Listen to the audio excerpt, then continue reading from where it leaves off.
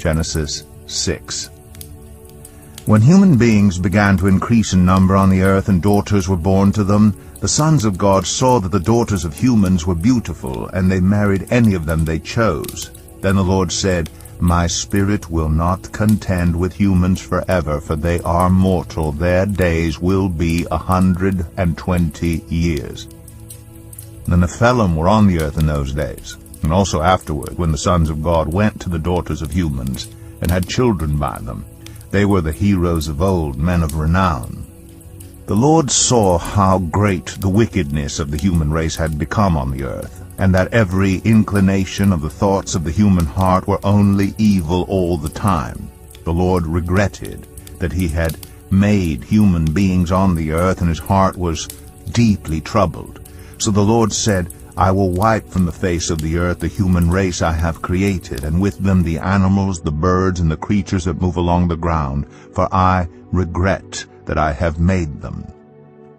But Noah found favor in the eyes of the Lord. This is the account of Noah and his family. Noah was a righteous man, blameless among the people of his time, and he walked faithfully with God. Noah had 3 sons, Shem, Ham, and Japheth. Now the earth was corrupt in God's sight and was full of violence. God saw how corrupt the earth had become, for all the people on earth had corrupted their ways. So God said to Noah, I am going to put an end to all people, for the earth is filled with violence because of them. I am surely going to destroy both them and the earth. So make yourself an ark of cypress wood, make rooms in it and coat it with pitch inside and out. This is how you are to build it. The ark is to be 300 cubits long, 50 cubits wide, and 30 cubits high.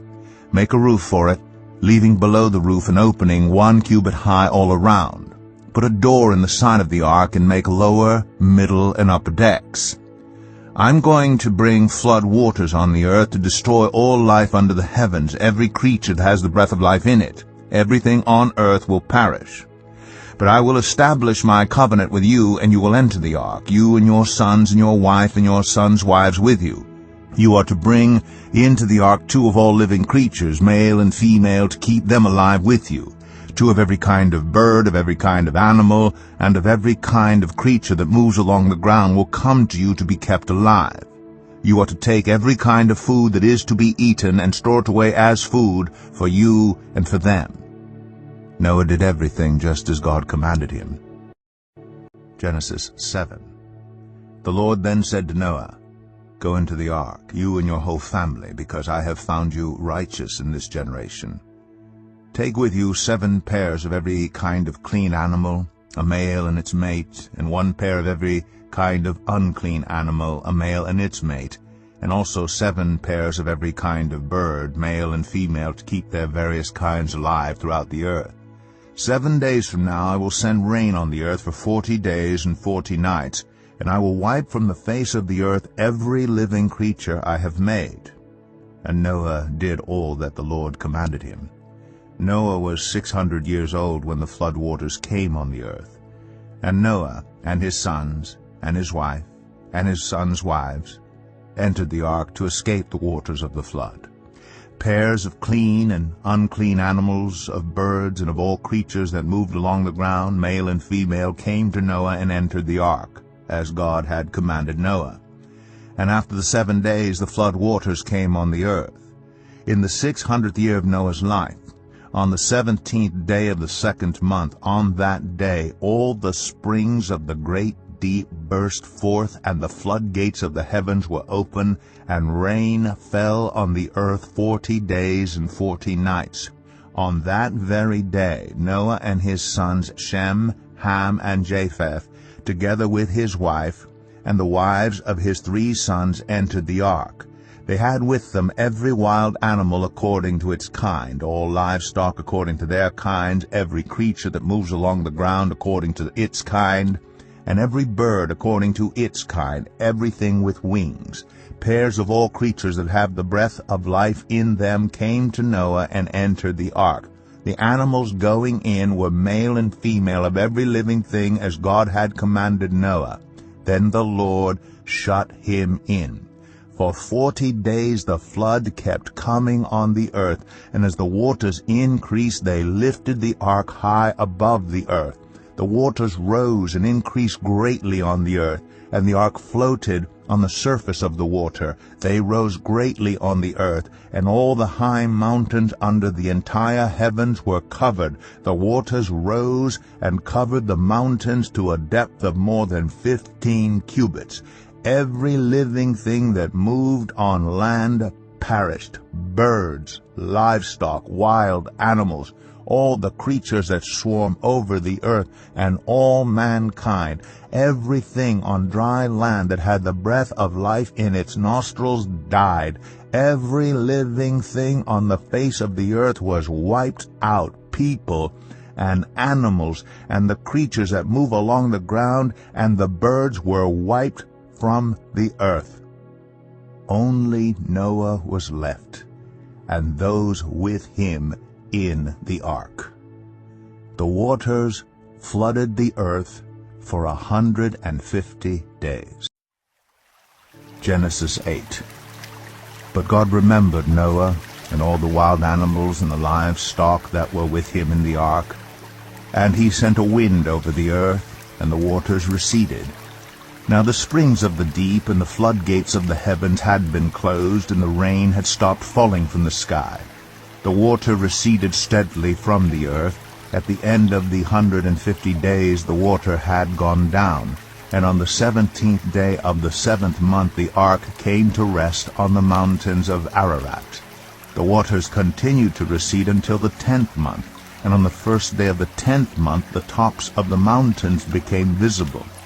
After 40 days Noah opened a window he had made in the ark and sent out a raven, and it kept flying back and forth until the water had dried up from the earth.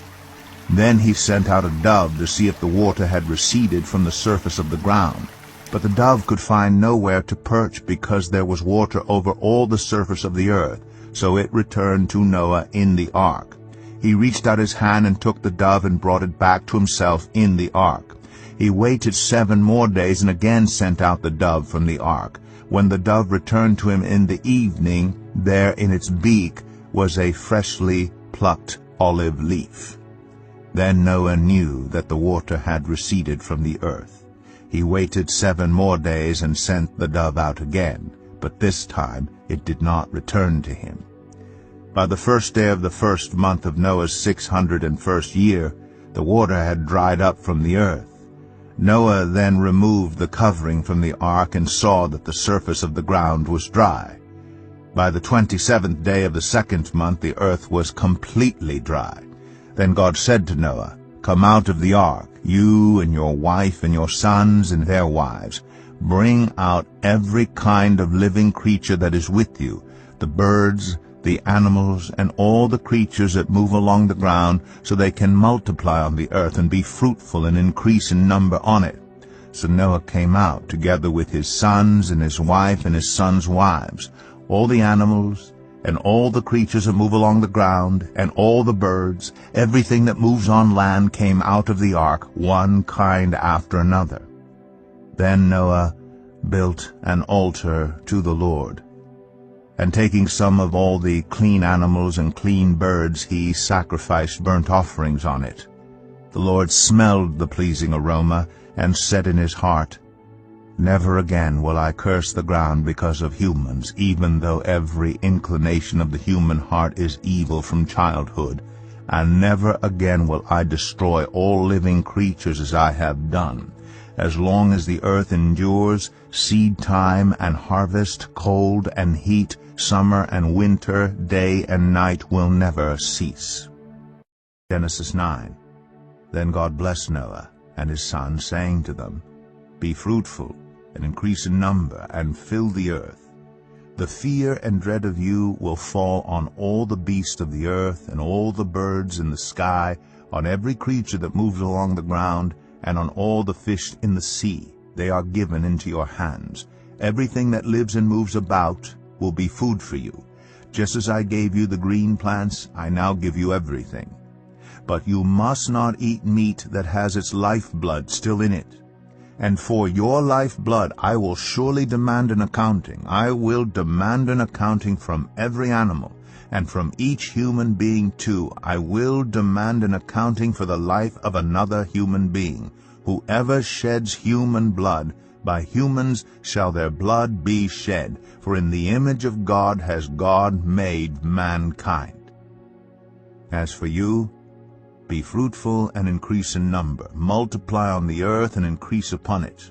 Then God said to Noah and to his sons with him, I now establish my covenant with you and with your descendants after you, and with every living creature that was with you, the birds, the livestock, and all the wild animals, all those that came out of the ark with you, every living creature on earth. I establish my covenant with you.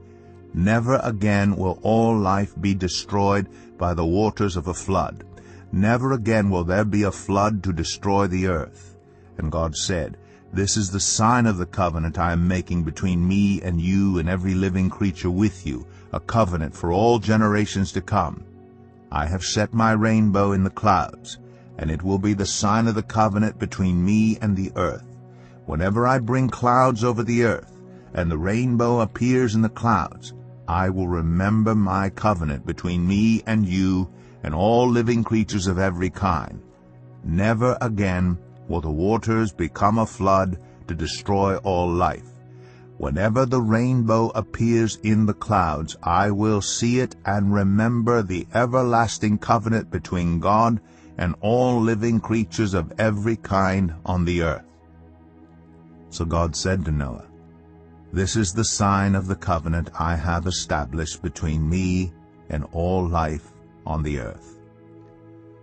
The sons of Noah who came out of the ark were Shem, Ham, and Japheth. Ham was the father of Canaan. These were the 3 sons of Noah, and from them came the people who were scattered over the whole earth. Noah, a man of the soil, proceeded to plant a vineyard. When he drank some of its wine, he became drunk and lay uncovered inside his tent. Ham, the father of Canaan, saw his father naked and told his 2 brothers outside. But Shem and Japheth took a garment and laid it across their shoulders. Then they walked in backward and covered their father's naked body. Their faces were turned the other way so that they would not see their father naked. When Noah awoke from his wine and found out what his youngest son had done to him, he said, Cursed be Canaan. The lowest of slaves will he be to his brothers. He also said, Praise be to the Lord, the God of Shem. May Canaan be the slave of Shem. May God extend Japheth's territory. May Japheth live in the tents of Shem, and may Canaan be the slave of Japheth. After the flood, Noah lived 350 years. Noah lived a total of 950 years. And then he died. Genesis 10. This is the account of Shem, Ham, and Japheth, Noah's sons, who themselves had sons after the flood. The sons of Japheth, Gomer, Magog, Madai, Javan, Tubal, Meshech, and Tiras. The sons of Gomer, Ashkenaz, Riphath, and Togarmah. The sons of Javan, Elisha, Tarshish, the Kittites, and the Rodanites. From these the maritime people spread out into their territories by their clans within their nations, each with its own language. The sons of Ham, Cush, Egypt, Put, and Canaan. Sons of Cush, Seba, Havilah, Sabta, Ramah, and Sabteka. The sons of Ramah, Sheba, and Dedan. Cush was the father of Nimrod, who became a mighty warrior on the earth. He was a mighty hunter before the Lord. That is why it is said, like Nimrod, a mighty hunter before the Lord. The first centers of his kingdom were Babylon, Uruk, Akkad, and Calneh in Shinar. From that land he went to Assyria, where he built Nineveh, Rehoboth-ir, Calah, and Resen, which is between Nineveh and Calah, which is the great city. Egypt was the father of the Ludites, the Anamites, Lehabites, Naphtuhites, Pathrasites, Caslahites, from whom the Philistines came, and Caphtorites. Canaan was the father of Sidon, his firstborn, and of the Hittites, Jebusites, Amorites, Girgashites, Hivites, Archites, Sinites, Arvadites, Zemarites, and Hamathites. Later the Canaanite clans scattered, and the borders of Canaan reached from Sidon toward Gerar as far as Gaza, and then toward Sodom, Gomorrah, Admah, and Zeboim as far as Lasha. These are the sons of Ham by their clans and languages in their territories and nations. Sons were also born to Shem, whose older brother was Japheth. Shem was the ancestor of all the sons of Eber. The sons of Shem, Elam, Ashur, Arphaxad, Lud, and Aram. The sons of Aram, Uz, Hul, Gether, and Meshech.